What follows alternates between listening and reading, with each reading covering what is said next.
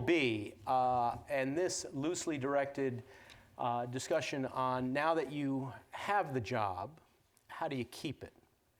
But let me introduce our panelists. We've got Ben Tucker, who is with Magnolia Regional Health Center in Corinth, Mississippi. Yeah. Teresa Hendricks with FedEx in Memphis. Brittany Duhan with Sheraton in New Orleans. And Tori Olker with Burson-Marsteller in Chicago. So let me just throw it out to the group. What do you have to do to keep the job now that you've got it? First day, what do you start doing? Don't all speak at once. First day, I think it's important to know that the position that you just received is not the end all be all. Do what you need to do to get in the door. Whatever that position is, do it to the absolute best of your ability, because that is your stepping stone. That is what is going to propel you into future positions, whether it's at the same company, whether it's at a different company. But regardless of what position that entry-level position is, give it 110%. I think it's also important to kind of realize that to be cautious of how you go about things too, because somebody had that role before you and somebody put their stamp on that job before you did.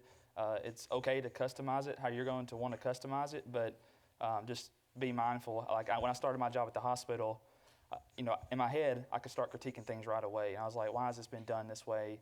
But I didn't. I kind of eased into the process and kind of realized that there may be reasons it's been done this way for a while. But it didn't take me long to want to start putting my stamp on things, but just be kind of cautious about doing that and how you go about doing that. So. On top of that, though, what your role is, and if you do see that there's room for improvement, go to whoever's in charge and say, I saw that maybe this process isn't as efficient as it could be, and here's how I think we can improve it.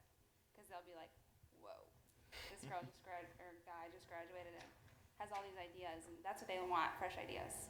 And you have that advantage. Teresa, surprises about your expectations of what you thought that first job would be, and then the reality of having to deal with that job. Yeah, so my first job was I'm at FedEx now. My first job was at an agency, and so we just had clients that really ran the gamut. We worked with the Civil Rights Museum, and then we worked with a lot of local businesses, a lot of dentists and orthodontists and realtors, and it was really across the board. So I guess what I wasn't expecting is just kind of the variety of different industries that I would be kind of communicating for and running social media for, and then also the variety of clients. So, kind of their familiarity with social media. Some of them, had kind of internal comms people, and I worked really well with them. And then others, really just kind of wanted us to take the reins. And so just really kind of, I guess if you're going into more of an agency role, just be ready for all those different clients and different industries, and be really willing to learn. I mean, I know so much about like orthodontics and dentistry now, and I just never expected that. So, but that was kind of what drew me to, client work in the first place, was just getting to work with all these different businesses. So, talk about the different dynamic between having spent 4 years with professors and instructors, and now all of a sudden it's a boss. So what's the difference, Brittany? I think the difference is, so with IMC, Ben and I were in grad school here together not that long ago. We graduated in 2013. And our professors were very collaborative. We had Feeney and Sparks, and they were helping us, you know what I mean, like kind of along the way, and kind of just served as advisors. Not to say that directors don't, but as an associate, I think you need to have a little more to bring to the table. Like you need to come to them with the ideas and kind of get their feedback, as opposed to, just kind of, I don't want to say as opposed to working together, but you know what I mean? Like you need to bring a little bit more to the table to your director or whoever you're reporting to. Ben, what's your experience been? Like I said, Brittany and I were here together, got to experience this wonderful program together. My background is actually in business from Ole Miss first, and then I decided to come to the IMC graduate program. So, like she said, we work collaboratively with Scott Feeney and Ms. Sparks and all these folks who we developed great relationships with, and really taught me how to. I've always been a personable person and could make friends. I thought semi-easily. Everybody may not want to be around me, but I thought I did. Everybody did. But they kind of instilled those skills to say, okay, you have that now. Now what? Like Brittany said, what are you bringing to the table? What kind of constructive information and knowledge are you bringing? I've hired you now.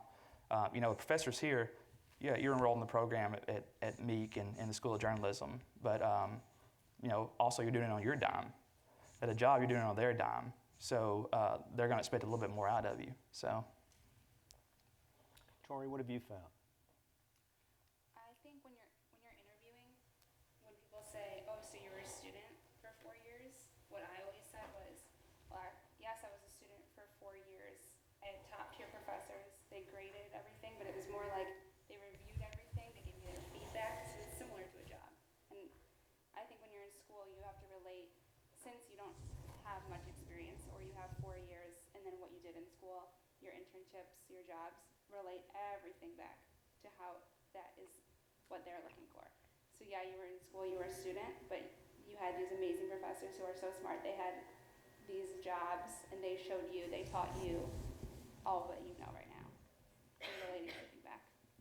And how do these, when you entered the workforce, in your head, did something change in terms of how you were assessed or how you thought you were treated? Vis-a-vis now you were getting graded when you're at Ole Miss. Now you have a performance review. Take us through that dynamic. When your boss is sitting down with you and saying, "Ben, this is where you're doing a good job and this is where you're just not cutting it."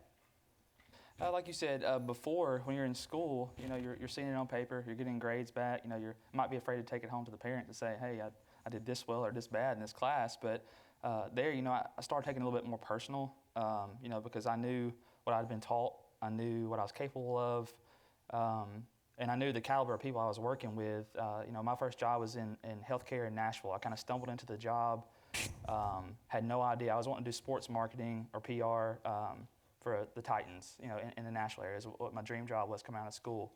And, I just kind of fell into healthcare. And so it's a very competitive environment in Nashville especially. And so I knew these folks that had been hired alongside me were going to not only know a lot more at the time than I did, but were also going to help make me better. But those performance reviews, I took it to heart. I didn't just ride off and get depressed on my drive home and say, the boss, he really took it out on me today. I thought about what he said and thought about, long-term. But I had those conversations long-term, too, about, I know I'm fresh out of school. He probably understood that I wasn't going to stay at that job forever, which I didn't. But he still was always preparing me for that next level. And he didn't think about it like, this guy's going to leave me in a year and a half. He said, he's mine now, so I'm going to help him along the way. And so we kind of had that working relationship. And I'm friends with him, my old company to this day. And I still call him, monthly, just to check in and say, appreciate you guys, appreciate the criticism and the praise you gave me. So that's how I took those performance reviews that way. It's sometimes hard to hear, but if you're doing your job like you're supposed to do it, then it becomes more of a working and more of a conversation than it is talking, to you. Talking with you is what it becomes. So, Teresa, what was your first performance review like? Well, we actually we have weekly one-on-ones with our manager, and I think there's something to be said for kind of pointing out your own, opportunities for growth, or it could be weaknesses, but really, I don't know, at FedEx it seems like we kind of spin them into sort of opportunities for, how can I get better at this? There's all kinds of, leadership development and learning programs that you can be a part of. So really I found value in kind of bringing my problems and challenges to the table at those meetings, and kind of, meeting it head on and asking, what do you think I could do to get better at this? So that's kind of been my experience so far with performance reviews, really proactive. So. Brittany, do you have?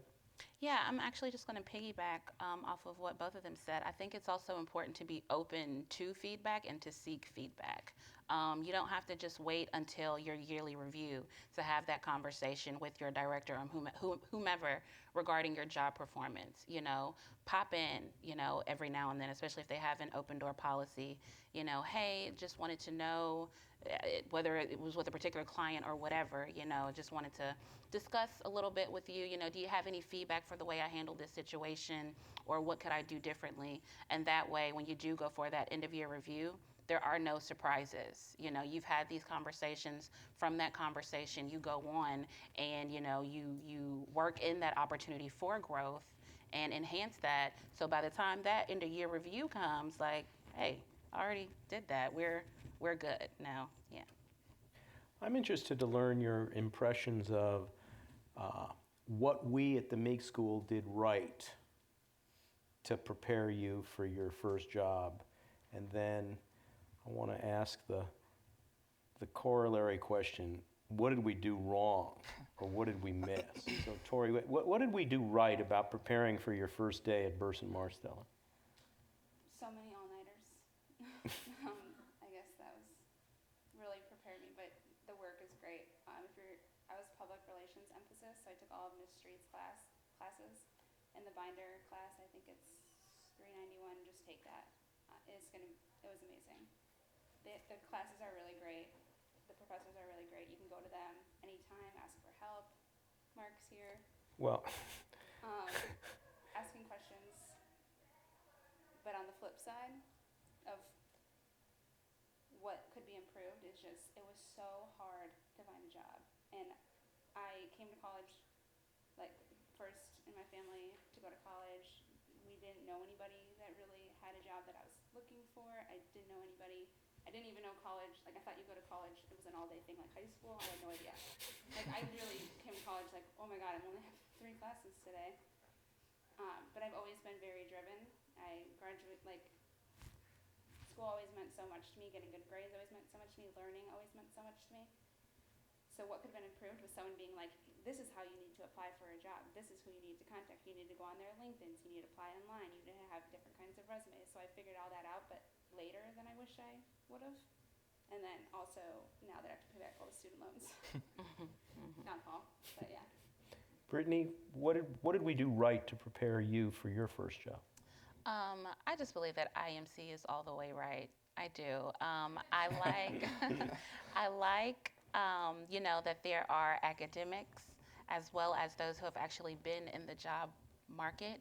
They've just come out of that profession, and so they have that insight. Not saying that you can't, get valuable information from both, but I can absolutely appreciate having professors who, I think at the time, Ms. Sparks was still working for Olvie and Mather, so just to have that experience, she was who I went to with regard to my resumes, like, hey, take this, tear it apart, She knew exactly what employers were looking for, and I used that, every little nugget that they could give me to go out and find a job. So I can definitely appreciate the balance between academic and professional. And where are there holes in our program?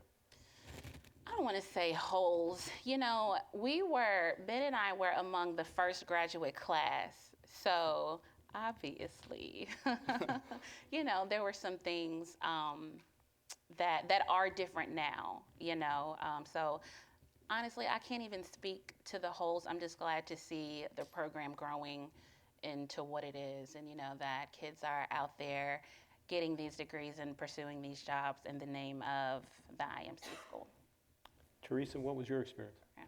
Yeah, I feel like y'all are kind of filling the hole right now with what you're doing here and with your class.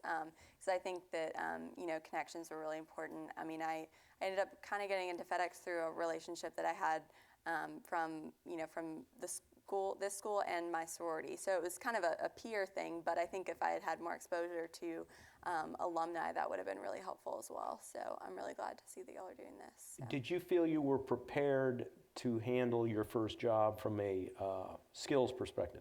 Definitely, yeah. I took a lot of design classes, and I think that's always kind of set me apart because I think I guess people tend to expect kind of designers and artists to come from specifically design and art programs, and I think it was just unique that I come from a marketing, business, social media kind of background, and then also have kind of that design eye, because it is so important. It's kind of, I mean, I work with an agency right now, so I'm not necessarily designing the work myself, but definitely kind of art directing and knowing what's good, what we need to go back to the drawing board on. So that was really important. Is there anything that you wish you had learned at Ole Miss? Like from a content perspective, I guess? Both from a content, cultural, practical, applied learning? Yeah. I guess I wish that we had, in our campaigns and projects and stuff, if we had focused more on social media, because I mean, maybe it's because I'm just around it every single day, and so I think it's really important, but I do think it's really important. And I think that's kind of hard to teach in a classroom setting. Like, this is, how you buy a Facebook ad and that kind of stuff. But I think, if you get involved in clubs or extracurriculars and kind of do their social or that kind of thing, or have your own blog, or, even just kind of follow people who, do social really well, I think that's something that I learned that I didn't really have as much exposure to right when I came out of college, but I've learned so fast in the past year and a half. So. Ben, so you were focused on a sports marketing career, and then you make a detour. In a lot of the responses that our seniors provided us in terms of what their expectations were, I noticed there was anxiety about making the right decision right off the bat. Can you talk about how you made a decision and then changed, and it seems to have turned out okay? Yeah, anxiety is probably an understatement for me. I spent a lot of hours on the phone, or just in the classroom late at night, talking to Brittany and Kevin here, who are classmates of mine. What are we going to do, guys? We have this degree, we've invested all this time. I have this goal in mind, and I've always been kind of OCD about that. I have goals, I want to go after them, that type thing. But it didn't work out that way. I went to Nashville. I think one of the panelists said earlier that you pick a place, and I'd grown up loving Nashville, and so I knew I wanted to work there. So I did that. I had a friend who lived there. I kind of couch surfed for about 3 weeks and slept on his couch while I went door to door. I'd already submitted resumes online and stuff, but as our group talked about last night, a lot of times those don't even reach the people you're wanting to reach. So I was like, all right, I got a stack full. I'm going to at least go show my face and put a face to a name. So I did that. Had a connection from Mississippi who worked in healthcare. It was kind of my last resort. And how did you make that connection? Well, family from the get-go. But I was always a little prideful to pull those strings a lot of times. I want to do things myself a lot of times. But you just need to know you need to get over that, because somebody will have to help you along the way. And whether it be from the get-go or 30 years into your career, some people will help you along the way. But he didn't make it easy. He put me through kind of a ringer and said, your resume's kind of lacking this. People are looking for this, especially Nashville, as competitive as it is. You have to have this. And he kind of put me through a pretest before he put me in front of his connections. So he was a healthcare guru, so that's kind of how I ended up in healthcare. I was an analyst at my first job. Sat at a computer 8 hours, 9 hours, 10 hours a day, looking at market analytics. I was Scott Feeney, Brittany and Kevin, and a lot of other professors here. I called them regularly. I was like, guys, I love my coworkers. I love the city. I love this job. It's just not for me. And but kind of put my time in and enjoyed it while I was there. Soaked up all the information I could about healthcare. This job came back open kind of in this area. I loved Oxford. I'm from Mississippi. There's a chance to really better Mississippi and the towns that our hospital impacts. So, but that analytics job that I took right out of school had nothing to do with IMC. It had nothing to do with really my business degree. It was all what they taught me. And but now I'm director of marketing and PR at the hospital. 2 hours a day I may look at marketing analytics, and 3 hours a day I may write press releases or do social media analytics, or so I'm really using a conglomerate of all those skills. And but anxiety or not, you just got to kind of take the dive. And we really had a discussion on that last night about just Mike and I sat at a table and really talked about people who are passionate and people who go after it, that says a lot. So that's kind of how I ended up where I am. But yeah, that's. Thank you. You all are recent graduates. I have a question. When you look at your peers, what are the qualities and characteristics that they exhibit, the successful ones, so that our seniors here know what to emulate? Oh, I'll be happy to speak on that. Our graduate class was 5 students. 5 students. First IMC graduate class. We were really close. Probably too close sometimes. We clawed each other. We supported each other, that kind of stuff. But that's what a working environment is. When you get in the professional world, you get to know the front end and back ends of everybody and say, I know you in and out. But we, they're fierce. They're competitive. We balance each other out. I knew that Ole Miss. I'm a little biased, but we had the best of the best here. I didn't get to answer the question about what is IMC doing right, or the journalism school doing right. But from students to professors, you don't have to tell your professor this face to face to kiss up or anything. But we have amazing people here, and I think that's what they're doing right. They're exposing us to those people, and there's not a day that goes by that I don't remember something or call someone, and just think back to. Something I thought was pretty lame at the time, but I'm like, that I remember that lecture and our 6 people sitting around the table and like, what would they have done, And so I think just the fellow students that I was exposed to, we pushed each other. We worked with clients on capstone projects and that type of thing, and they knew, we knew that we're pretty good. We'll be okay. So and it was because of what the school here kind of empowered us with. So. Teresa, what do you see in your peer group that, successful traits, characteristics? Yeah, I think just always willing to take on a project or a challenge. We have a weekly staff meeting, and I feel like every week our manager has something new that came up that she needs somebody to tackle. And I just know from my group, it's all really recent grads, and I just know that we're, one of us is going to take it on and, kind of collaborate as a team and and just be really collaborative and learn from each other and be willing to kind of back each other up. And, once you have kind of that support group, I feel like you're kind of collectively lifting each other up. So, Brittany, what have you found? I found that it's important to be ambitious and driven. It's also important to be open, especially open to change. We can't get complacent in our positions and, what exactly the job title is versus what you might be asked to do from time to time. I believe those people who really go, and it sounds so cliche, but people who really do go above and beyond that job description, I believe they go far. Tori, you work at a big agency. What do you see in your peer group in terms of the qualities that are going to make somebody successful in a big agency? Since there's so many different levels in the agency, entry level, and then you work with people who are very high up directors.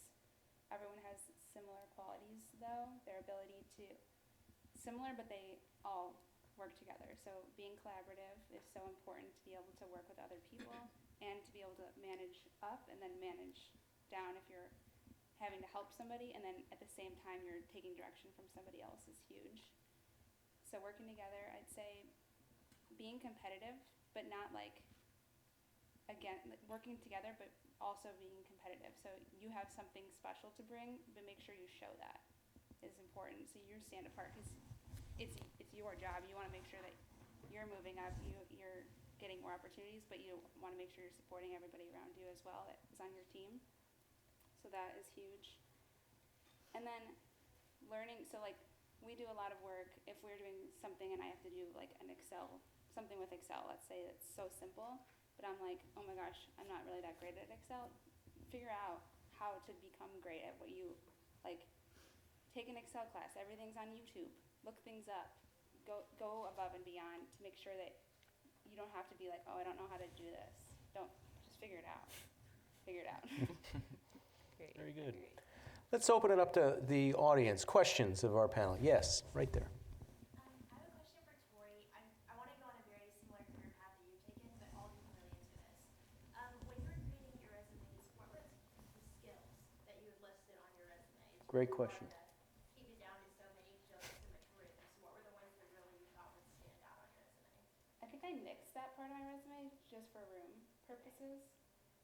But I had so many resumes at once, so that it's like you can have that on one of your resumes. So like, I mean, I think in your descriptions of your previous positions, you can incorporate some of your skills. So if you're good with Excel, Word, Office, like, but it's sort of like a given. They expect that. So not sure, I don't know if you guys agree, but the skills section, it's more they want to see what are your skills within the jobs that you've previously done. And then I want to say this because I wanted to say this during the previous panel, but so a design resume is good, but so is the Word doc PDF version. Because when you're uploading onto like online, it pulls, it's very weird, it like pulls keywords. So you're gonna want to look up like keywords. It's weird. But you're gonna want to look up like, how can I rephrase this so that random website is gonna pull what I want them to see from my resume. It's not human, it's like a thing. So you want to have that PDF, but then you also want to have a very nice one that you're sending to anyone you can find on LinkedIn. Check out my resume, can you give me some feedback? Kind of thing. So both.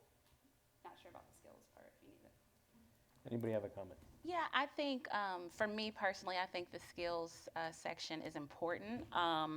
For me, I have like on my resume, there's like a little, I guess a blurb, and they're not really, complete sentences, like just some quick points about me, my experience. How many years of experience do I have in sales and marketing, driven. Also, going back to what Tori just mentioned, if you look on one, I think they said it earlier, cater your resume to each particular job position, but then also go look at that position and look and see what kind of skills they're looking for and make sure that they're in your resume. So that Literally write that in the every job. you can copy and paste the skills. Like seriously, the skills. Because I'm serious. So listen. So you copy and paste those skills, like not, like all of them, but maybe pick a couple of them and then, just kind of put them throughout your little blurb so that when that resume is going through whatever process it is, it's picking up those words, those magic words, whatever they put in to say, hey, is this a match? It's picking that up, so at least your resume is in front of that recruiter. And Ms. Sparks told me that. Teresa? Yeah, I would always copy paste the job description into like a Word doc and then like highlight as I go like what I could incorporate in my resume. So I definitely think that's important. And like for like applications like FedEx or like I interned at a bank before that, you kind of have to copy paste your resume into this little box and it just makes it jumbled words. It's not pretty and it would really stress me out. But that's kind of the way to, just the way to get in there. And then once you're in there, I would always bring a hard copy of my resume like to the interview, so they kind of have it fresh in their mind. And also like a hard copy of my portfolio and all my design work, because I think that would always kind of impress them and kind of leave them with something to look at and like remind them of me. So I think that's really important too. Thank you. Questions? Yes. So as you're going through the job application process, you obviously don't apply to just one job and hope for the best. You apply to many and you try to work yourself into these different positions. How did you go about negotiating different job offers or different positions? Did you kind of rank them in your mind? How did you go about, figuring out what was for you and just negotiating what you had to offer to your employer and what they could offer you? Because at first, when you first start, you don't talk about your benefits, your salary, or anything like that. But as you get into the process and you become a very serious candidate, you can start to talk about those things. So how did you kind of go negotiate which job was for you? Did you have multiple job offers? Let's start there. Yes. Okay, then. I actually, just a little backstory. So January 2013, that was my final semester as an IMC graduate, and that's when I started applying for jobs. So I'm applying, I'm getting rejection letter after rejection letter. Like, we're having, meetings like, y'all, what are we doing? What in the world? So then finally get to about April, May, and I go from having 0 to 2 options. So one of them is the Sheraton New Orleans Hotel where I am now, and then another one was for, I can't think of the name, but they're like a hair care company located out of Memphis. One, I think it's important to know your worth, know what you're bringing to the table. Also, do your research so that you know what people in that position are making as well. And don't be afraid to negotiate. That's the biggest thing. So guys, my first position at the Sheraton was as a sales coordinator. That's a politically correct way to say a sales assistant. That was an hourly position. You think I didn't negotiate my hourly rate? I did. You know, I felt like I was coming in there, you know, with the master's degree versus what, you know, the qualifications were. And you just cannot be afraid to put it out there. Listen first, you know, allow them to say what they have in mind first, but have, you know, be prepared, already have your research done so that you can then come with a counteroffer. And I want to kind of add to what Brittany's saying too is it's not just pay. You know, compensation incorporates a lot of topics. Yes. And the older I get, you know, it's still pretty fresh out of school, but I know the importance of healthcare. I know that, or, you know, your healthcare, your personal healthcare costs a month. Your 401k, your state retirement, your, you know, pay attention to all that kind of stuff too. But I know our table personally last night, Mike and Mark and I and several others, we talked about you know, culture versus kind of what the culture value is. You know, you may have a $5,000 more offer on this side. The culture is so much, you know, it speaks to you on this side. I know that sounds kind of weird, but you know, it's that way on this side. And are you gonna be happy? You know, because right then it seems like, and working in a hospital, we see nurses and all that type of stuff who may want to, you know, more money now, but may not be satisfied in the job.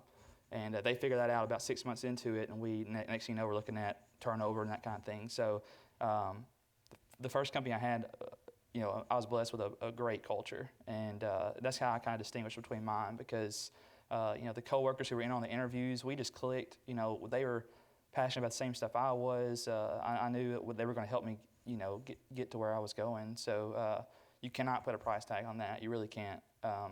So I don't know how the other panelists feel, but. Good point. Yes. How do you go about looking for companies that are hiring? Or like, how do you find opportunities to apply to? Stalk. Indeed, but also LinkedIn. You know what I like about LinkedIn? I like that you can apply and then you can also see how many people have applied.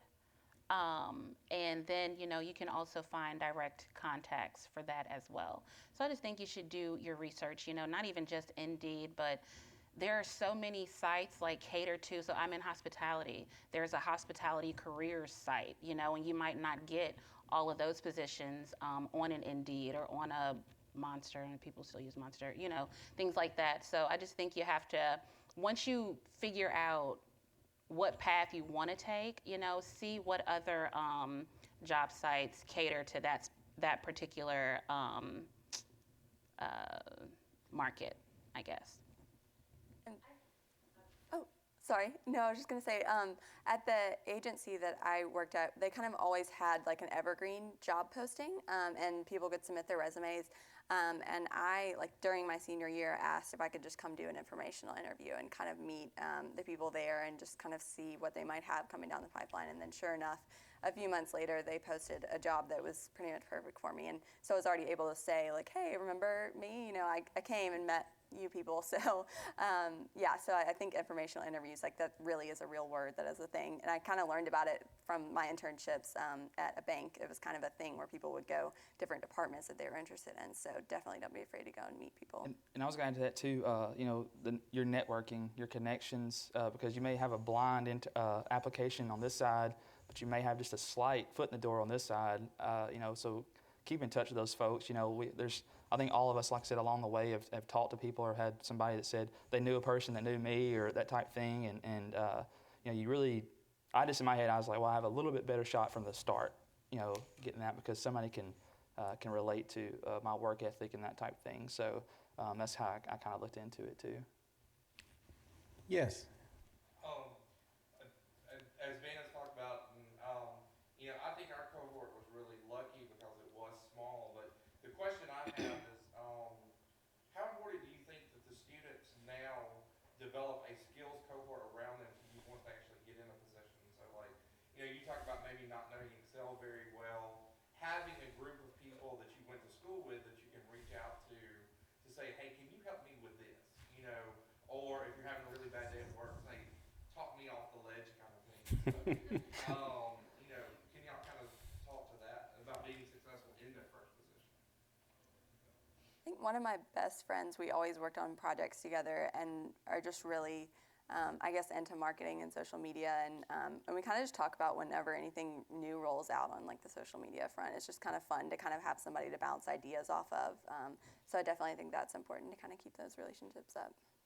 And I would say those relationships are different too because, whether it be on the intramural court or fraternity, sorority, these relationships are different because these people are everybody's not gonna be in the same field necessarily, but you're all gonna probably find some of the same struggles along the way. And so they can kind of relate to you more so than on just on a friend level, some of these other people can. So like I said, we keep friendly relationships going, but we also talk about, what are you looking at in your job? What struggles do you face? What praises, what good things are happening, because I know we all talk about our bosses and stuff talking about, you could do this better, but, we all want to hear something good about ourselves. And this group, I've been fortunate to have that group that, they constantly give us personal feedback too. So I think that's my angle on that. Abby. So like you were saying with LinkedIn, like looking for jobs on there, one issue I found, because I've been looking on there, is I can't tell really if the company is very legit or, what keywords should you be looking for when you're looking for positions on LinkedIn? Google them. Exactly. I would Google the position. I would Google the company. See if you can find people on LinkedIn who actually work for that company. But like research is so important.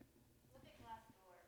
I mean, because you get good ideas of the company culture, and you'll get like, Salary. they'll give you feedback of, Mhm. do they let the CEO? Company reviews, yeah. And you have to also take it with a grain of salt because a lot of times when people do post their experience, they've left there, so it's not always current employees, but it can, to an extent, kind of give you an idea. And to their point, if there's a job posting on LinkedIn, you should be able to follow and find that job posting on that corporate website. So if it's not listed on their corporate website, I don't know how they're going to work with it. I would say pay attention to the follow-up too. My younger brother just graduated from here in May. We had this conversation probably a couple months ago about he got this email follow-up. It's just the sign-off was like, see ya, and they signed off like very casually. And I was like, you might not want to put in for that job, or don't follow up with that job. So like if they're serious, they're going to have their trademarked stuff most of the time. So. Yes, Hannah. Okay, so I think we talked about this in Mr. Burson's class, but I feel like something that IMC students lack is that we don't always know how to communicate our degree to other people. So how have y'all communicated your degree to like even friends or family or hiring manager? Got to shed the coat for that question. That's a tough one.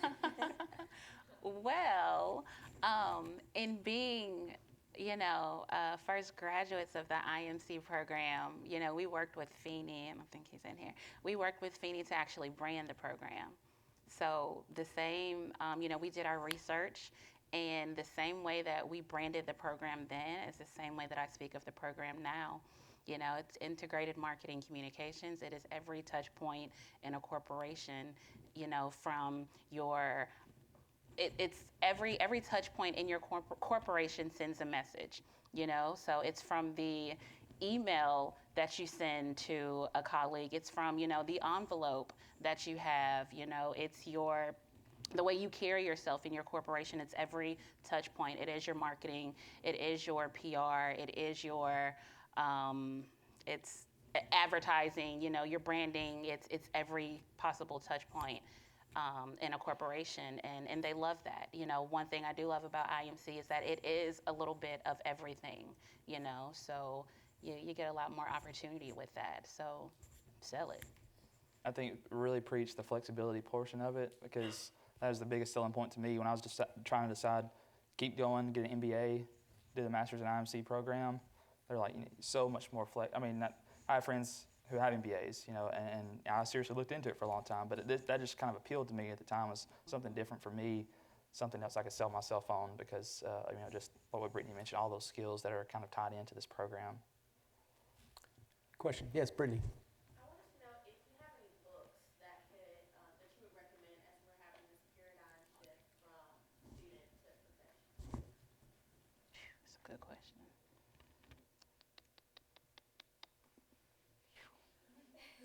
Do you have time to read? Are there any books? What you got, Ben? I'm brainstorming. I don't know. I read, but it seems like it's a lot of hospital-related stuff now. I know it's kind of boring what? sometimes. But Life experience has been my best teacher. Brittany, your question was? My question was, so in your class you told us about how to Yeah, win friends and influence right. people, and so I was just That's a good one. if you had any other books to add. That's the only one you need to read. well, There you go. I do. I have one on my shelf I refer to. I never thought I would, but he's in here now. Scott Finian gave us the book in class, The Brand Aid. Thinking that. And I rely on that book for, just I'm sitting in my office debating about what's the next steps for our campaigns, that type thing. And I look back and think back to our table of 6 people sitting around the table. And it's just a good book. It talks about branding companies and how to really reach people. But from a personal standpoint, you can really use that too. Put yourself in the business as the business and, sell yourself. So. We're gonna have one final question, then break for lunch upstairs. And Callie, before I let you ask the question, pick a table. Our alumni will sit at each table. We can continue these discussions throughout lunch as well. So, Callie. Well, I did have one recommendation for you that someone told me to read, The Art of Disruption. It's the brand strategist at Young Birmingham told me that was a good one to read. So, The Art of Disruption. And then my question for y'all, my name's Callie, for those of you that didn't know, but I'm just wondering, I'm about to graduate, and I'm just asking y'all, when did you start working, and did you wish that you'd done something before you started, or did you do something that you regret doing just before you start your job, if any of you had the flexibility of when you said that you wanted to start, or just what you did before? I would say don't be afraid to ask. You already have the job, so the worst that they can say is no. I think I took a few weeks. I think that was definitely something that my parents were like, don't rush into it. If you want to take a few weeks and just kind of do whatever. I didn't take the whole summer because I was just really excited to start. But yeah, I definitely think you can kind of ask, and especially if you have something in mind. If you have like a really interesting trip or something that you want to take, then they definitely ask. Go ahead. I was different. How soon can I start? Just, I had no money, and I didn't want to be hungry, like, kind of thing. Not that my mom up there would have let me, but I was just nervous how I'm going to pay for things. I need experience. Yes. I just wanted to start, and you're going to be so eager. In terms of books, I want to say your AP Style book. Really weird, but read it. Read it. And just have it with you. I was eager. So, like I said, I started in January of my last year. And, because it truly does take a while to get hired. And in that, I also developed some experience with regard to interviewing, So, January, I began applying and, things weren't working out. But I don't like to, I think everything should be chalked up to experience, So, try not to look at, the rejections that you'll receive in a negative light. Just know that this was an experience, learn from it and move forward. And, you just have to be persistent. And with that persistence, I'm big on goals and writing down my goals and seeing them every day and seeing them, come into fruition. And I wrote down that, by the time I walked across that stage, that I would have a job. And y'all, I'll be got dogged on if graduation, I want to say it was like May 11th, and on May 8th, I got the phone call from the Sheraton that they wanted me as a coordinator. So set those goals for yourself, be persistent.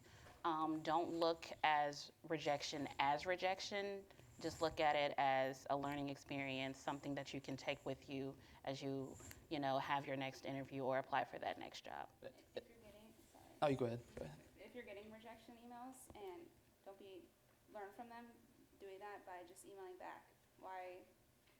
What kind of candidate are you looking for? How can I improve? Was something about my resume? I really do want to work here in the future. So can you keep me in mind for other positions? Can you keep my resume? If I send you an updated one, things like that. Just learn from it. And I know, you know, the application process, you know, maybe I was kind of like Brittany. You know, I started kind of seriously in January to try to get a job in May. But in my head, I'd have been doing it all along, you know, since undergrad. You know, I was kind of weird. I kind of networking started, and I had opportunities kind of put in front of me, and I kind of take notes. So if I came across somebody that was in the career path or something I wanted, I'd make a note of maybe something we talked about. That way, when I reached out to that person later on, it wasn't just a blind email. It was like, I met you at such and such journalism conference in Oxford, you know, and I remember, you know, just something we could break the ice with and talk about. So, although my application process started later on in my you know, my journey, I guess, those networking and kind of preparation started, you know, long before that. So, it's not too late to do that. Thank you. All right, let's adjourn to upstairs. Please join us for lunch, pick a table, and we'll continue our discussion.